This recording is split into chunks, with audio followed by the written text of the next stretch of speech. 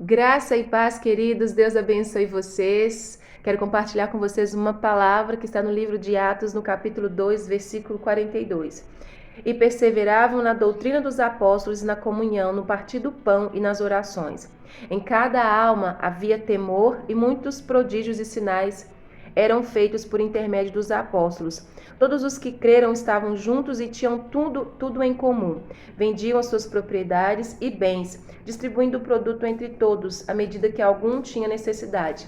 Diariamente perseveravam unânimes no templo, partiam pão de casa em casa e tomavam suas refeições com alegria e singeleza de coração, louvando a Deus e contando com a simpatia de todo o povo. Enquanto isso, acrescentava-lhes o Senhor dia a dia os que iam sendo salvos.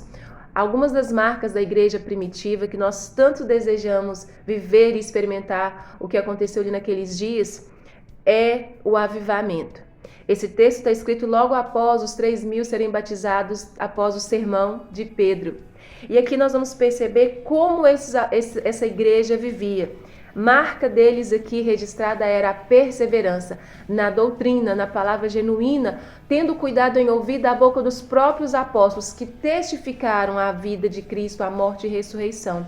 Outra marca também era o temor que eles tinham pela presença do Espírito Santo em fazer tudo conforme o Senhor lhes ordenava e em não aborrecer o Espírito de Deus.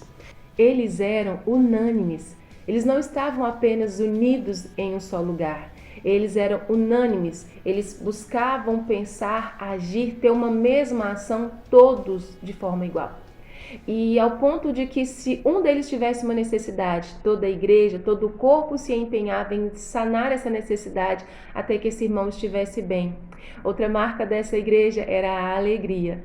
Todos ao redor dessa igreja se encantavam com o fato deles serem alegres, deles serem dispostos, por causa desse amor, desse fervor que eles nutriam um pelo outro, essa comunhão, essa alegria era notável. Até mesmo Roma foi alcançada e não resistiu ao poder e à graça desse evangelho da igreja primitiva.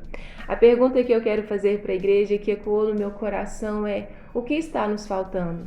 Se a igreja brasileira é uma igreja que se esforça tanto, que trabalha tanto, que se empenha, nós temos tantos cultos, nós temos tantas atividades, o que falta para a nossa igreja, para o corpo de Cristo nesses dias, para alcançar esse avivamento de Pentecostes que nós tanto ansiamos? Quando eu leio o livro de Atos, eu percebo que havia um espírito de oração sobre toda a igreja, por onde eles estavam sempre orando. Paulo na ilha de Malta, Pedro, quando foi preso, foi solto pela oração da igreja. Ananias, quando recebeu o comando do Senhor para ir até Saulo, ele estava orando. Havia uma constância, um desejo, um fervor, um fogo de fato. E essa igreja andava em oração. Era uma igreja que orava dia e noite, sobre tudo. Então, que nós possamos buscar esse espírito de oração que moveu essa igreja, o próprio Cristo e até mesmo os apóstolos do Senhor Jesus. Que nós busquemos do Senhor esse espírito de oração que moveu a igreja do Senhor nos primeiros dias.